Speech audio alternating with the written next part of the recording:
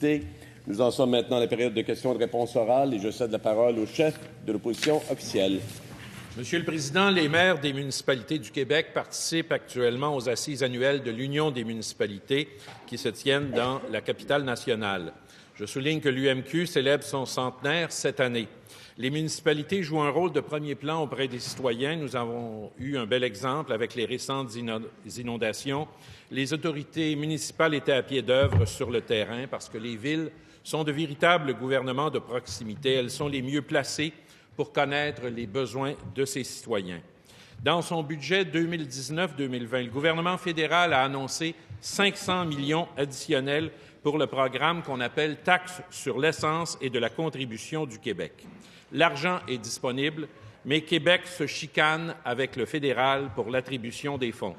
Pendant ce temps-là, ce sont les gouvernements de proximité qui font les frais de cette partie de ping-pong entre les deux paliers de gouvernement.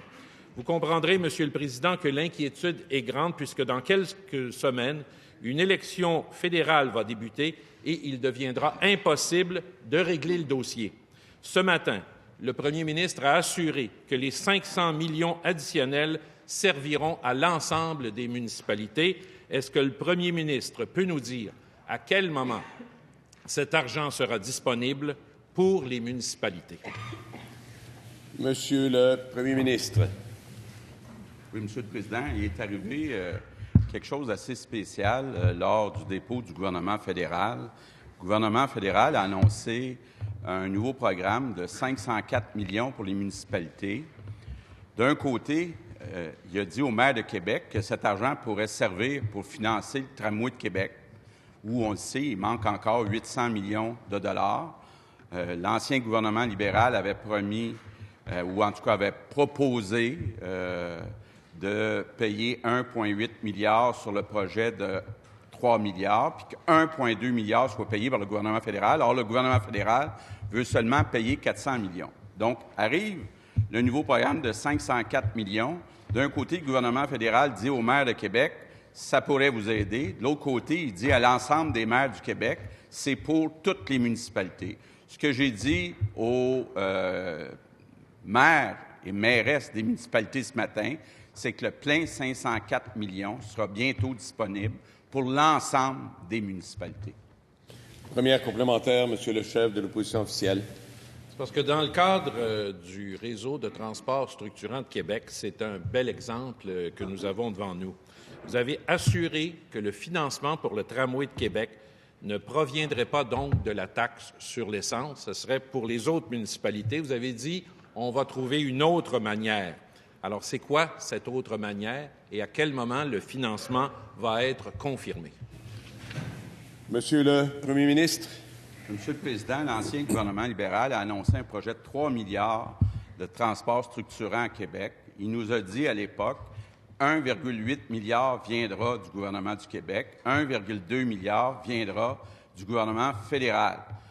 Le gouvernement du Québec, le nouveau gouvernement du Québec, a annoncé qu'il respecterait sa part de l'entente, c'est-à-dire qu'on va financer 1,8 milliard.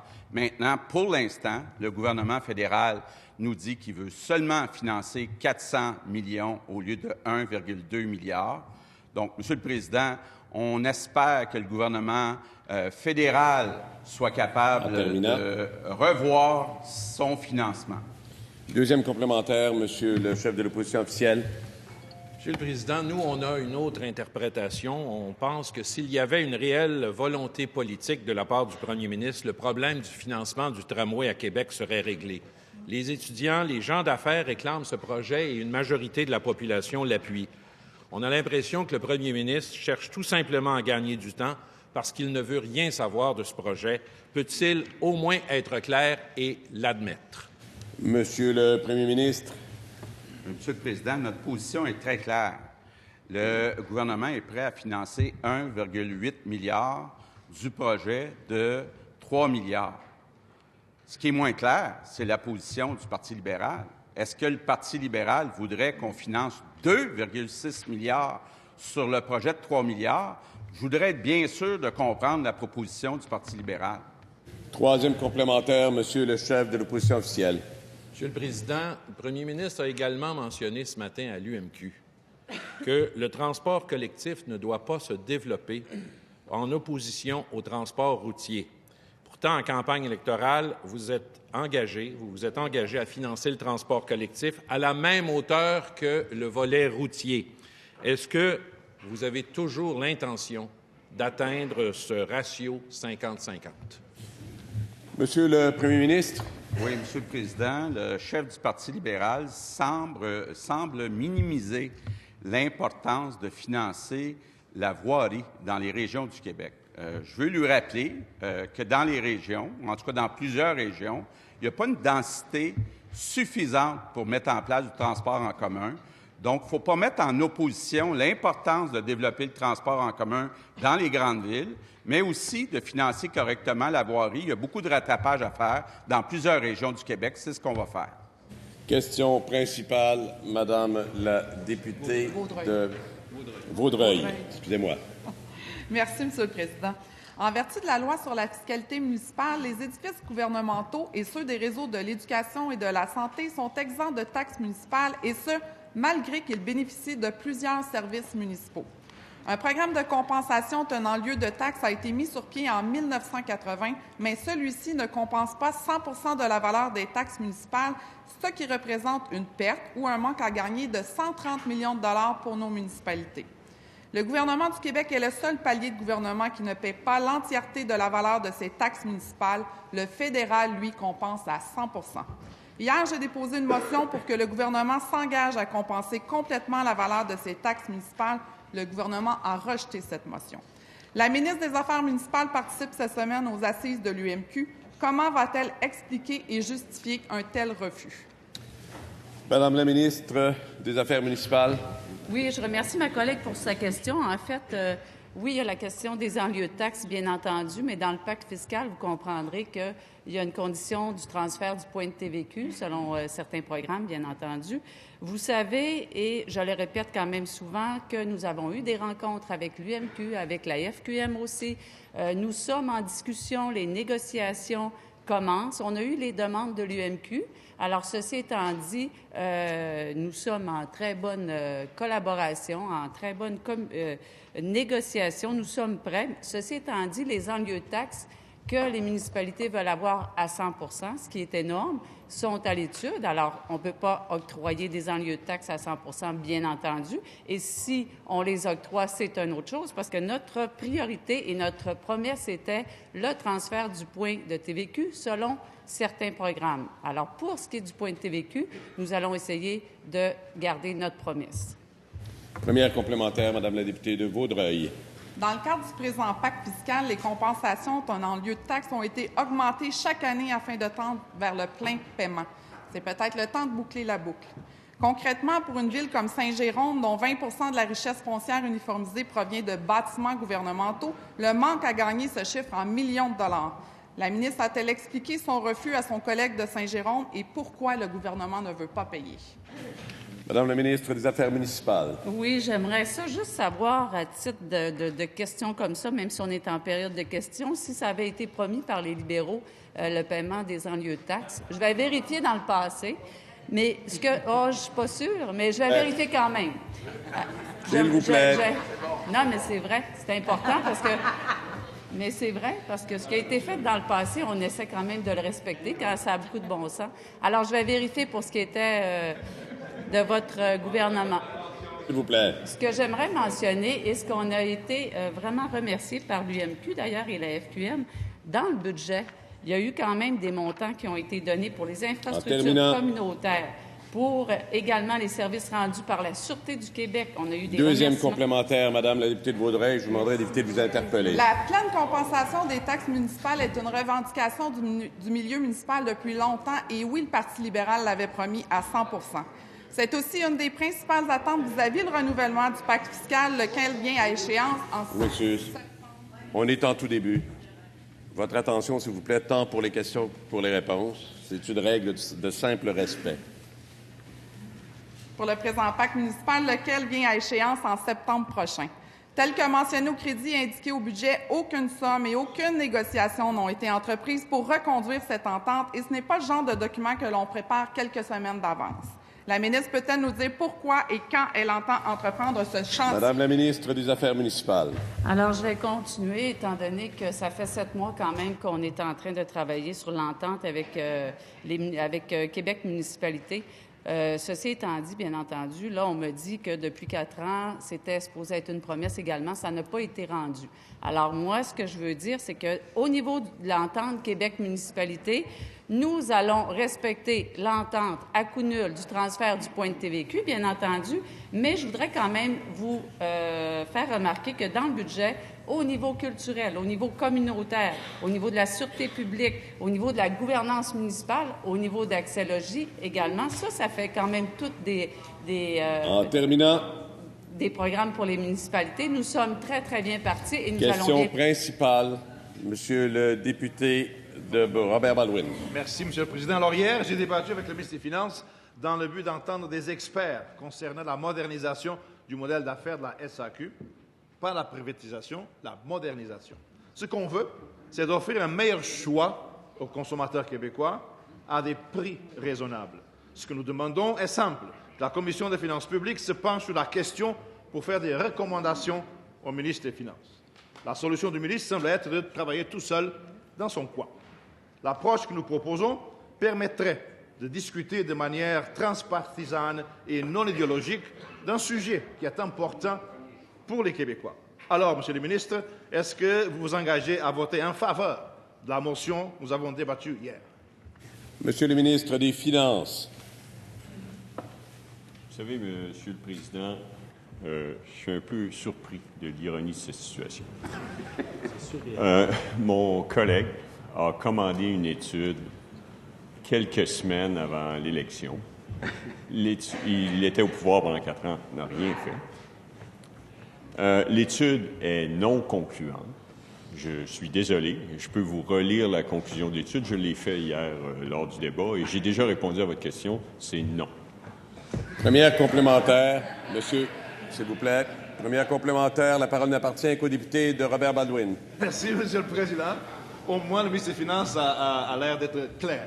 J'aimerais que ses autres collègues prennent cet exemple et répondent directement à une question.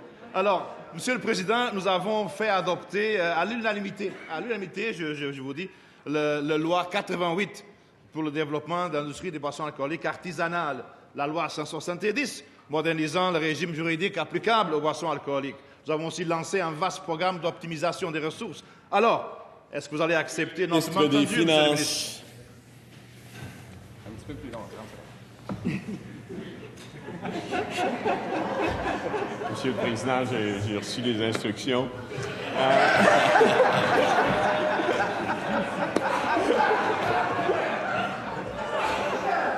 Monsieur le Président, la priorité, il y a plusieurs parties prenantes dans ce dossier.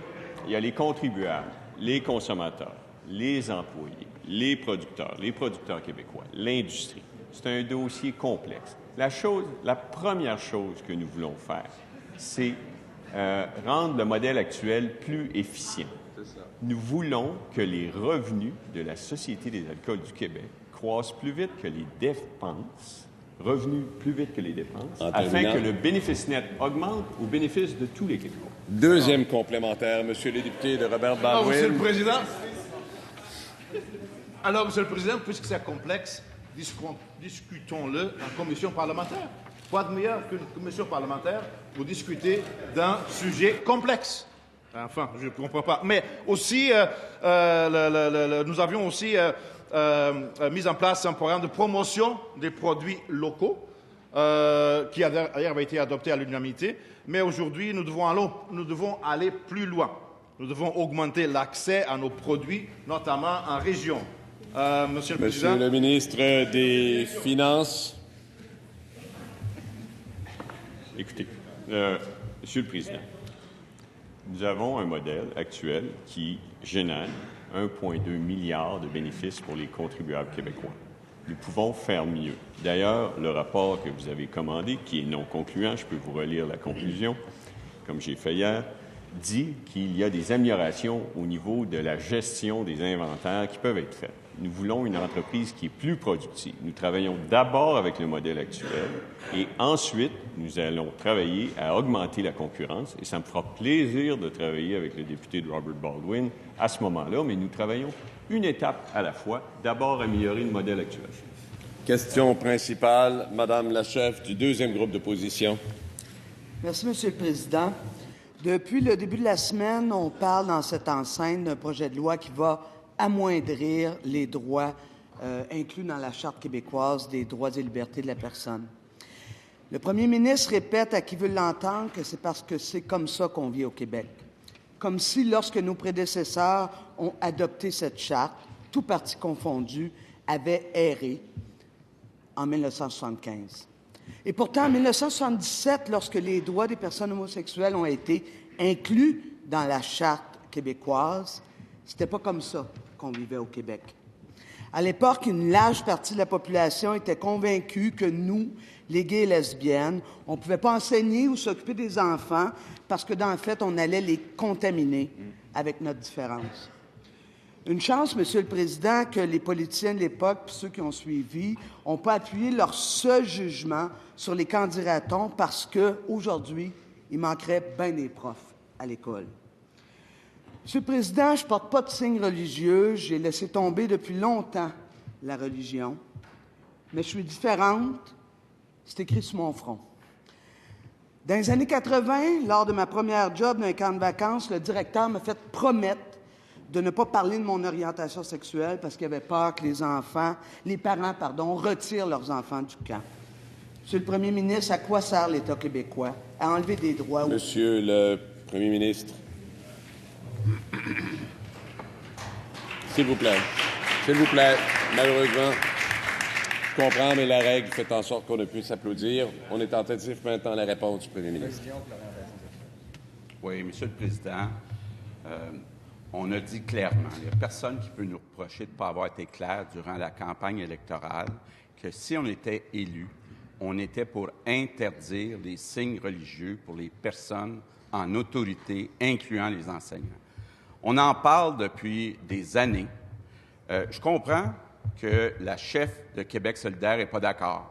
Je comprends aussi que certains députés libéraux ne sont pas d'accord. Je dis bien certains.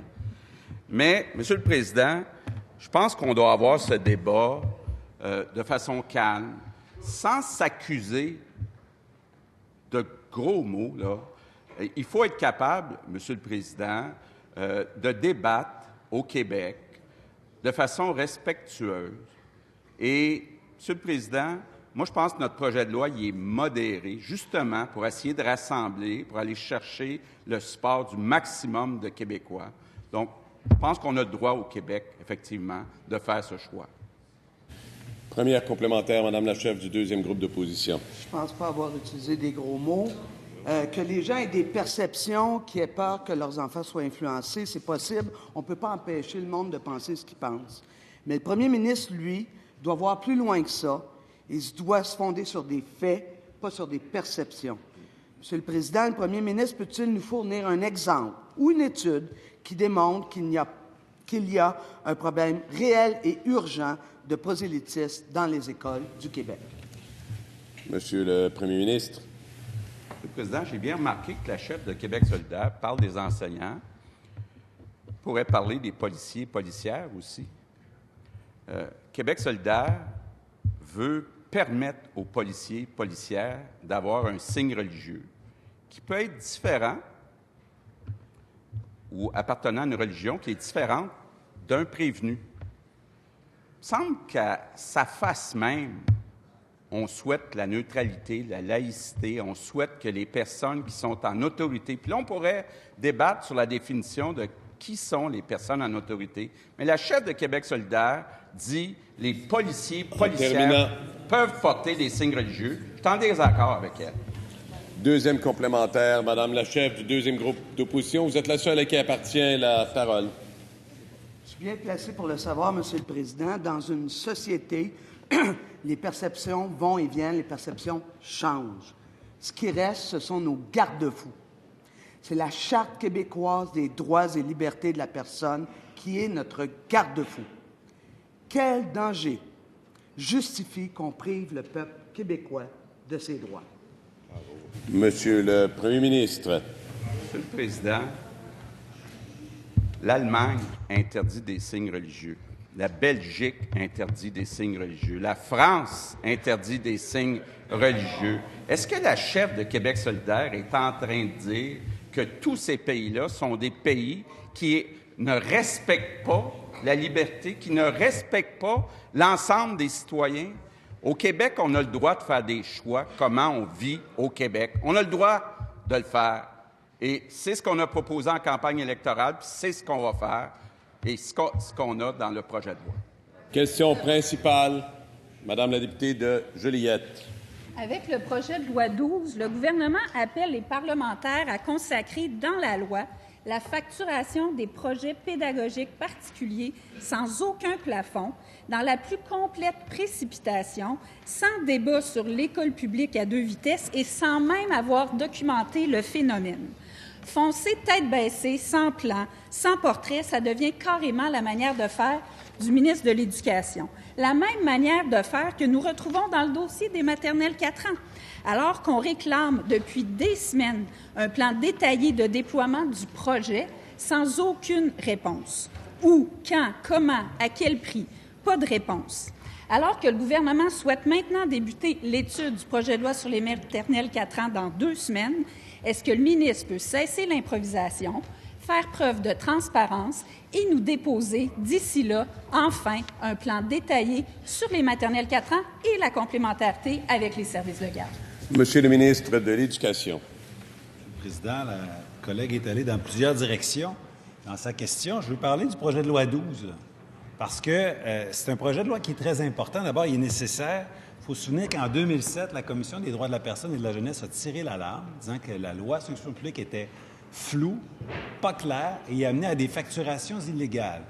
Et les deux anciens partis se sont succédés au gouvernement, faisant preuve du même laxisme, jusqu'à ce qu'on arrive et qu'on dise, bien là, ça suffit. Il y avait même une poursuite, un recours collectif qui nous a coûté plus de 153 millions. C'est de l'argent qui n'est pas allé pour nourrir les enfants, qui n'est pas allé pour donner des services professionnels, qui n'est pas allé pour bonifier l'offre de services. Il fallait clarifier la loi. On le fait en vertu de 3 principes: l'équité, la clarté, l'accessibilité. Et il y aura plus d'équité, de clarté et d'accessibilité après l'adoption de ce projet de loi-là. La Fédération des comités de parents le réclame, ce projet de loi-là. On va faire avancer le droit à la gratuité, les supports technologiques, le matériel d'art, le matériel de sciences, le matériel d'éducation physique, les frais d'inscription, les frais d'administration. Tout ça n'était pas gratuit et le deviendra. On fait avancer le Québec et l'accessibilité. Première complémentaire, Madame la députée de Joliette. Un petit mot sur le projet de loi 12. Il se réclame de la Commission des droits, mais vous savez quoi, Monsieur le Président? La Commission des droits a déposé un mémoire disant que s'il permettait la facturation des projets particuliers, il y aurait une violation pour les enfants, pour le droit équitable à l'éducation, parce qu'on consacrerait un régime public à 2 vitesses. Alors, c'est ça que le gouvernement fait avec son projet de loi, sans aucune étude, sans même avoir détaillé le phénomène. Donc, on ne veut pas revivre ça avec les maternelles 4 ans. Est-ce qu'il va déposer un plan détaillé du déploiement de son projet de maternelle 4 ans? Monsieur le ministre de l'Éducation. Le projet de maternelle 4 ans a été bien exposé lors de la campagne électorale. Il sera bien déployé. On va entendre plusieurs groupes, je ne sais plus si c'est 10, si c'est 20 groupes qui vont venir nous présenter lors des auditions particulières. On va décider bientôt de l'ordre et de présentation de chacun de ces groupes-là. On va faire les choses dans l'ordre. On va regarder comment le faire et on va le faire sur 5 ans. J'arrive de New York. Ils sont très fiers de leur programme, mais justement, ils se disent que ça a été implanté beaucoup trop vite. En 4 mois, ils ont déployé la maternelle 4 ans. Après des correctifs, ils se disent aujourd'hui, notre programme est formidable, jamais on ne retourne en arrière, mais et qui sont jaloux du fait qu'on fasse des choses dans l'ordre sur 5 ans et de la bonne manière. Deuxième complémentaire, Madame la députée de Joliette. Monsieur le Président, pourquoi le gouvernement refuse de déposer un plan détaillé? Est-ce que c'est parce qu'il n'a pas fait ses devoirs? Puis je dois dire que pour un ministre de l'Éducation, c'est pas le bon exemple à donner de ne pas faire ses devoirs et que l'examen risque d'être long en commission parlementaire. Donc, pourquoi ne pas déposer ce plan détaillé? Pas fait ses devoirs ou au contraire, c'est parce qu'il est gêné de l'explosion des coûts qui va au même rythme que l'explosion de l'improvisation du gouvernement entre la campagne électorale et maintenant? Monsieur le ministre de l'Éducation. Monsieur le Président, nous avons fait nos devoirs et certains devraient arrêter de donner des leçons. Alors, bien sûr que notre plan est bien préparé et c'est facile, c'est bien indiqué dans le budget. Je l'invite à lire le budget. Le nombre de classes, on peut facilement le voir dans le budget. Le nombre de millions est bien explicité sur 5 ans pour déployer et offrir ce choix que les parents veulent. Hein. Il y a un sondage de plus de 6 000 parents qui le disait la semaine dernière. C'est important de le dire. Plus de 50 des parents feraient le choix de la maternelle 4 ans s'ils avaient le choix aujourd'hui. Or, notre projet de déploiement vise exactement ça, hein, à l'offrir à tous, sachant que 50 des parents feront ce choix. C'est le choix numéro 1 des parents quand on leur pose la question. Question principale, Monsieur le député de Pontiac. Monsieur le Président, des dizaines de milliers de parents partout au Québec ont un défi quotidien. Tenter de réduire le temps d'écran de leurs enfants, tenter de limiter le nombre d'heures que les enfants passent devant les jeux vidéo. Parce que les jeux vidéo, Monsieur le Président, ça a des effets très directs sur la santé de nos enfants, sur la santé physique. D'abord, ça mène aussi les adolescents à l'isolement, au repli sur soi. Ça a des effets sur la santé mentale et ça peut créer des dépendances qui sont difficiles à briser. Alors que le ministre de l'Éducation veut clairement permettre le jeu vidéo dans les écoles, il y a beaucoup de gens, beaucoup de parents qui se demandent si c'est vraiment la voie à suivre. La semaine dernière, Monsieur le Président, le ministre délégué à la Santé, celui en charge de la lutte aux dépendances, nous a dit qu'il n'avait pas été consulté, qu'il avait appris qu'on considérait même les jeux vidéo comme programme sport-études, que le ministre de l'Éducation n'en avait jamais parlé. Il nous a dit qu'il avait appris ça dans un journal et qu'il était très, très, très hésitant à aller de l'avant. Comment le ministre responsable de la lutte aux dépendances peut-il expliquer qu'il n'a jamais été consulté ou même informé? Monsieur le ministre de l'Éducation. Merci bien, Monsieur le Président. La question des écrans, du temps passé devant les écrans, de la cyberdépendance, c'est quelque chose qui nous interpelle au premier chef. J'en ai parlé avec mon collègue, le ministre délégué à la Santé. J'en ai parlé avec des directions d'école, avec des enseignants et des enseignantes qui, au quotidien, vivent ce dilemme d'apprendre les jeunes à utiliser cet outil-là et de ne pas être utilisés par cet outil-là. D'ailleurs, on a déposé, il y a maintenant quelques semaines, un nouveau cadre de référence, la compétence numérique, dont la première compétence est d'agir avec éthique pour utiliser le numérique en se respectant soi-même et en respectant les autres. Et c'est une nouvelle compétence qu'on doit développer, que chaque enseignant et enseignante dans tout le réseau doit développer. L'utilisation du numérique en classe, c'est une bonne chose à condition qu'on le fasse bien. Et certaines écoles prennent le taureau par les cornes en disant « bien oui, on ne bannira pas les écrans, mais on va apprendre à nos élèves, à nos enfants, à se discipliner, à minuter leur utilisation, à savoir que du temps d'écran en train de jouer à un jeu, c'est différent d'un temps d'écran, supposons, à lire un livre. Et c'est comme ça qu'on enseigne aux gens. Première complémentaire, Monsieur le député de Pontiac. Monsieur le Président, un ministre sur deux qui se souvient de la conversation, le ministre délégué à la Santé nous a dit que même les chiffres devraient nous faire prendre pause dans ce dossier-là, que selon lui, l'augmentation des dépendances chez les jeunes, elle ne vient pas des substances, mais de la cyberdépendance. Et avec raison, le ministre délégué semblait très sceptique par rapport au fait que les écoles pourraient compenser le temps d'écran avec de l'activité physique. Puis là-dessus, on peut le comprendre. Mais maintenant que sa surprise est passée, qu'il a parlé, je l'espère, au ministre de l'Éducation, est-ce qu'il approuve les jeux vidéo dans les écoles? Est-ce qu'il approuve Monsieur le ministre délégué à la Santé et aux services sociaux. Monsieur le Président, je remercie le député de Pontiac pour sa question. La cyberdépendance est une science nouvelle qui est en train de se développer. Elle est vraiment quand même réelle, puisque cette année, 2018-2019, il y a eu 300 admissions dans les centres de dépendance avec un diagnostic de cyberdépendance. Cependant, on ne sait pas. Actuellement, elle est traitée comme d'autres formes de dépendance, par les mêmes techniques. Cependant, on a demandé à des gens de faire de la recherche pour essayer de mieux comprendre comment ça fonctionne, la cyberdépendance. Est-ce qu'il y a des façons plus appropriées de la travailler? Et c'est ce qu'on est en train de faire. Donc, pour le moment, on est là-dessus, on continue la recherche et bientôt, on va avoir des solutions spécifiques pour la cyberdépendance. Deuxième complémentaire, Monsieur le député de Pontiac. Monsieur le Président, permettre les jeux vidéo en classe, comme veut le faire le ministre de l'Éducation, c'est une ouverture qui peut accentuer les dépendances chez nos enfants. Appeler ça des e-sports, c'est nier les effets dommageables sur la santé, c'est même encourager le comportement. Pour bien des parents, là, leur plus grand défi, c'est de limiter le temps d'écran de leurs enfants. Le ministre délégué à la Santé semble le comprendre, mais est-ce qu'il y a quelqu'un au gouvernement qui va l'écouter? Comment le ministre délégué va-t-il s'assurer que quand on envoie nos enfants à l'école, ce n'est pas pour créer ou aggraver des dépendances? Monsieur le ministre délégué à la Santé et aux services sociaux. Monsieur le Président, je demanderai aux députés de Pontiac de ne pas épeurer la population quand même. Il faut savoir, ce qu'on sait jusqu'à présent, c'est que de 0 à 5 ans, les pédiatres recommandent pas plus que 30 minutes de temps d'écran. Ensuite, ce qu'il faut déterminer, c'est de quel âge à quel âge le temps d'écran est dangereux et quelle est la durée de ce danger-là. On prend le problème au sérieux, mais on a besoin de données scientifiques avant de prendre des décisions sur la meilleure façon de le traiter. Nous, on suit ça, les recherches sont en cours, on suit le problème de près et on va appliquer les bonnes solutions. Question principale, Monsieur le député de Rosemont.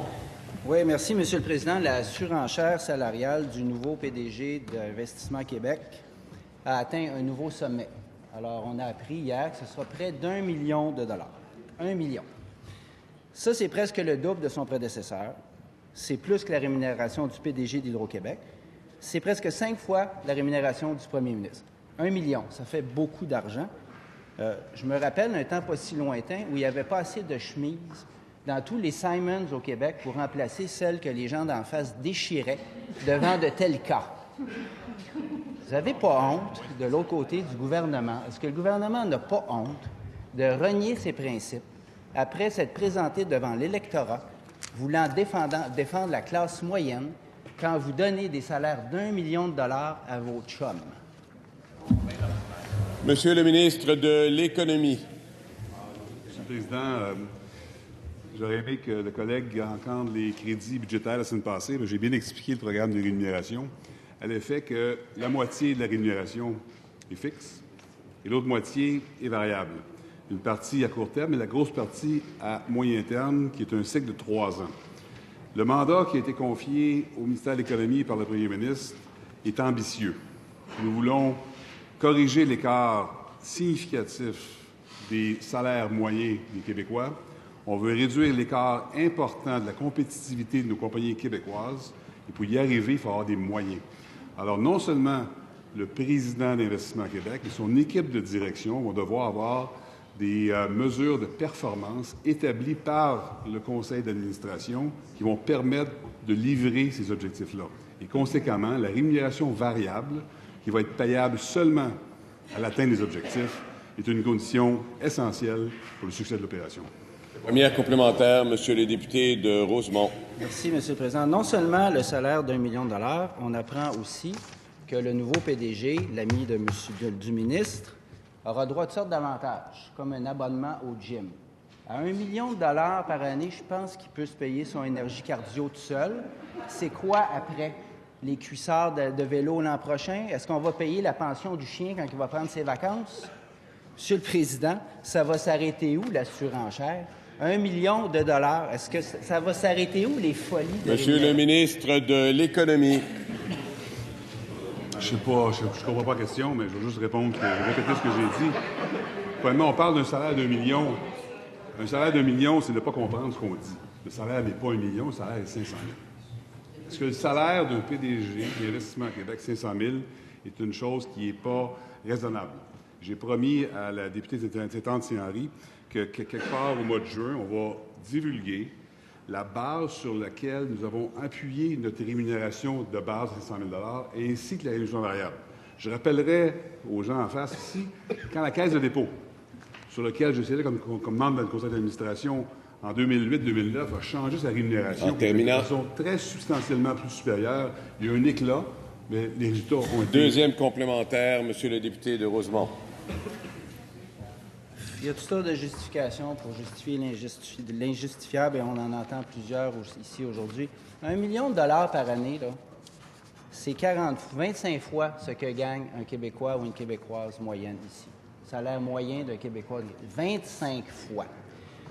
Alors, je repose la question, quand est-ce que ça va être assez pour les amis du régime. Est-ce qu'il y a une limite ou si c'est juste open bar puis qu'on va dépasser la barre des millions maintenant? Monsieur le ministre de l'Économie.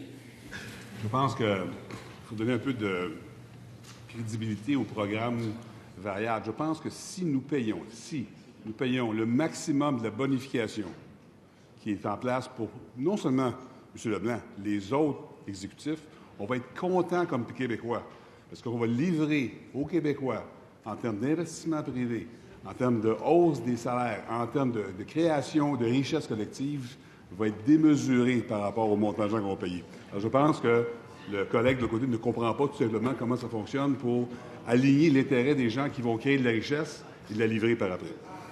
Question principale, Madame la députée de Verdun. Lors de l'étude des crédits du ministère de la Culture la semaine dernière, s'en est dit des choses. On a tous compris que la ministre de la Culture ne prend pas beaucoup de responsabilités. Les crédits d'impôt en culture, pas dans sa cour. La protection de nos productions québécoises devant les géants du Web, pas à elle de s'immiscer là-dedans. Pour la ministre, défendre les intérêts du milieu culturel québécois devant le CRTC, ce serait, et je la cite, intercéder dans un organisme fédéral alors que mon interlocuteur, c'est le ministre. Madame la ministre, c'est pas intercéder dans un organisme fédéral que de défendre les intérêts du Québec, c'est votre rôle. La ministre a même tenté de faire croire que notre ancien gouvernement n'avait jamais déposé de documents devant le CRTC. C'est faux, Monsieur le Président. D'ailleurs, je vais lui déposer, pour sa réflexion et sa lecture, les documents que nous avons déposés devant le CRTC. Est-ce que la ministre peut admettre aujourd'hui qu'elle a manqué une occasion en or de faire valoir les intérêts du Québec face à Ottawa? Consentement pour le dépôt des documents. Consentement, Madame la ministre de la Culture et des Communications. Oui, je vous remercie beaucoup, Monsieur le Président. Sachez, Monsieur le Président, que je serai toujours là pour défendre le milieu de la culture au Québec. C'est mon rôle, je le fais chaque jour, je le fais dès mon entrée en fonction qui a été le 18 octobre dernier. Et c'est extraordinaire tout ce que je découvre. Ma collègue parle de l'étude des crédits. C'est la même collègue qui nous dit que nous ne défendons pas les crédits, que nous n'avons pas mis d'argent sur la table, que nous n'avons pas investi 1 %, ce qui est totalement faux. Et voici les chiffres. Les dépenses de programme du ministère de la Culture et des Communications s'élèvent à 810 millions de dollars en 2019-2020, ce qui représente 1 % des dépenses de programme du gouvernement, qui, eux, s'élèvent à 81 milliards de dollars. 810 millions, 81 milliards, ça fait 1 %, Monsieur le Président. En incluant les dépenses des organismes et des fonds spéciaux ainsi que des dépenses financées par le régime fiscal, le financement gouvernemental pour le secteur culturel atteint 1,3 milliard de dollars avec notre budget, Monsieur le Président. C'est un chiffre record, c'est 1,3 % des dépenses consolidées du gouvernement, ce que le gouvernement libéral n'a jamais fait. Première complémentaire, je vous rappelle encore une fois que la parole n'appartient qu'à ceux qui posent des questions et ceux qui y répondent. Je pense que c'est intéressant d'entendre les deux côtés. Merci. Encore faut-il répondre aux questions, Monsieur le Président. On a aussi parlé de crédit d'impôt, Monsieur le Président. J'ai soulevé à la ministre que certains groupes étaient alertés par des signaux envoyés par le cabinet du ministre des Finances sur la non-reconduction des crédits d'impôt. La ministre nous a assuré que c'était absolument faux. Les crédits d'impôt, avec leur prévisibilité, permettent d'attirer des investisseurs pour faire travailler nos techniciens, nos artisans. Est-ce que la ministre peut nous assurer que tous les crédits d'impôt du milieu culturel seront reconduits? Madame la ministre de la Culture et des Communications.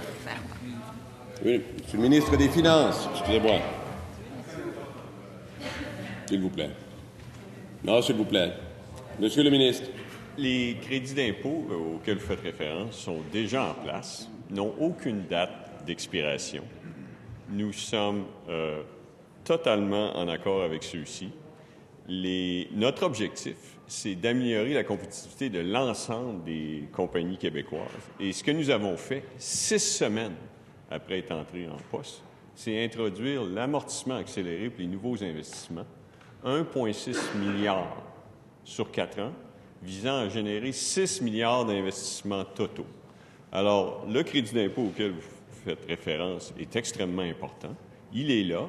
Il n'a aucune date d'expiration. Il va continuer à être là. Deuxième complémentaire, Madame la députée de Verdun. Alors, ce que je ne comprends pas, c'est pourquoi le ministre des Finances n'a pas cru bon écrire à l'intérieur du document du budget qu'ils étaient pour demeurer, chose qui est faite habituellement. Alors, en conséquence, comme le ministre refuse de s'engager à les maintenir, à les garder et de l'écrire, les studios Melz repoussent la construction d'un studio de 160 000 pieds carrés avec des retombées économiques de 2 milliards de dollars. Monsieur le ministre, s'il vous plaît, j'aimerais bien que vous puissiez... Monsieur le ministre des Finances, à vous la réponse. Merci. Ce que les studios Melz aimeraient, c'est que nous fassions un side deal, comme le précédent gouvernement faisait. Okay? Et voici ce que nous faisons. Nous avons un crédit d'impôt. Il est en place. Il n'a aucune date d'expiration. Il n'est pas nécessaire d'écrire ce crédit d'impôt n'a pas de date d'expiration. Il est en place. Il va le rester. Nous supportons cette industrie et nous voulons plus d'investissements privés au Québec. C'est pourquoi nous favorisons l'amortissement accéléré, une excellente mesure que nous avons introduite 6 semaines après être entré en poste. Question principale, Monsieur le député de Lapinière. Monsieur le Président, hier en consultation, nous avons entendu la COFAN. La COFAN défend les droits des personnes handicapées de tous âges. Pour elle, l'enjeu du transport adapté est crucial. Je leur ai demandé s'ils avaient été consultés en prévision du dépôt du PL17. Surprenamment, la réponse a été non. Monsieur le Président, on s'attend tous à être égaux devant l'État et je pense qu'une des pires choses qui peut arriver en politique, c'est d'être oublié dans un projet de loi. Hier, la COFAN nous a dit qu'ils se sentaient oubliés par le ministre. Ils sont inquiets. Ils le sont inquiets en ville, mais ils le sont encore plus en région. Monsieur le Président, si le transport doit être adapté pour ces personnes avec des limitations en termes de mobilité, est-ce que le ministre ne pense-t-il pas que son projet de loi devrait être adapté parce qu'actuellement, le ministre propose une solution simplement mur à mur? Monsieur le ministre des Transports. Monsieur le Président, on a entendu plein de choses dans les dernières semaines. Je me suis fait poser de multiples questions par les oppositions. Certains ont mentionné que nous avions complètement oublié le transport adapté. Il n'y en aurait plus dans les régions du Québec, qu'on avait oublié les plus démunis, qu'on avait oublié les personnes handicapées. Complètement faux. 70 75 de ce service est donné par les sociétés de taxi et continuera d'être donné par ces sociétés. Nous avons rencontré plus d'une quarantaine d'organismes avant de déposer cette loi. Des gens du transport adapté pour leur expliquer où on s'en allait. Pourquoi on allait abolir les dessertes d'agglomération pour donner la possibilité, malheureusement ou heureusement, au quart du service qui est inégal. Des municipalités qui nous disaient on aimerait ça avoir de la concurrence additionnelle pour être capable de donner la possibilité d'avoir quelqu'un d'autre pour fournir le service parce qu'on n'est pas satisfait. Et même d'aller plus loin dans des secteurs où il n'y a pas du tout de service pour ces personnes adaptées, de demander donc à ces sociétés de venir offrir ce service. Donc, dans ces conditions, on a un projet de loi qui va répondre aux besoins de tous les démunis et les personnes handicapées. Première complémentaire, Monsieur le député de Lapinière. Monsieur le Président, on a l'impression désagréable que le projet de loi a été écrit pour ceux et celles qui sortent du Centre Bell et du Centre Vidéotron. Le ministre, évidemment, se veut prophétique. Tout va être mieux et parfait après, partout. Pourtant, plusieurs l'ont dit depuis les consultations, la déréglementation universelle qu'il propose va poser des problèmes, surtout en région, parce que c'est tout au transport collectif et rien au transport adapté. Est-ce que le ministre s'engage à l'étude détaillée à amender son projet de loi pour que ce soit garanti partout au Québec? Je veux rassurer encore une fois tous ceux qui font du transport adapté, tous les gens qui ont besoin de ce transport au Québec, que ce soit les personnes handicapées, les plus démunies. Jamais, au grand jamais, nous avons préparé cette loi en pensant demain matin qu'il n'y aurait plus de ce transport adapté. Il y a plus de 120 000 personnes qui ont besoin de ce transport au Québec, qui, soit dit en passant, je le répète, est donné en grande majorité par les sociétés de taxi qui font un excellent travail. Maintenant, ce projet de loi a été déposé pour répondre à ceux qui n'ont pas de service dans les régions éloignées. Des municipalités ou des sociétés de transport qui auraient besoin de concurrence additionnelle pour une question de coût ou un service inégal.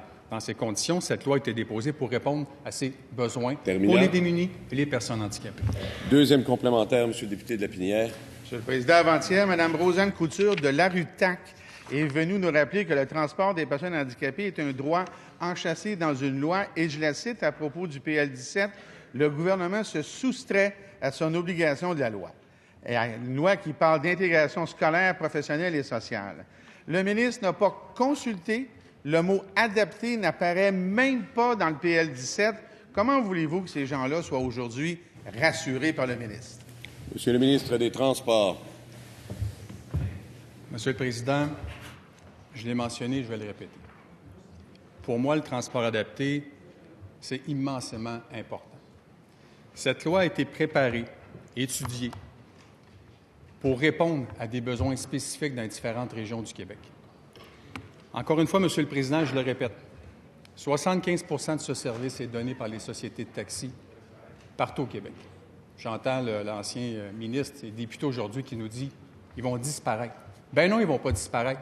Parce que vous ne dites pas non plus, c'est les possibilités d'affaires. Hein? La valeur ajoutée que certains nous ont dit en abolissant les territoires d'agglomération, Monsieur le Président, c'est ce qu'ils nous ont dit. Où on sera capable d'aller chercher encore plus de services pour ces gens. Je vous remercie. Cela met fin à la période de questions et de réponses orales. Merci à tous.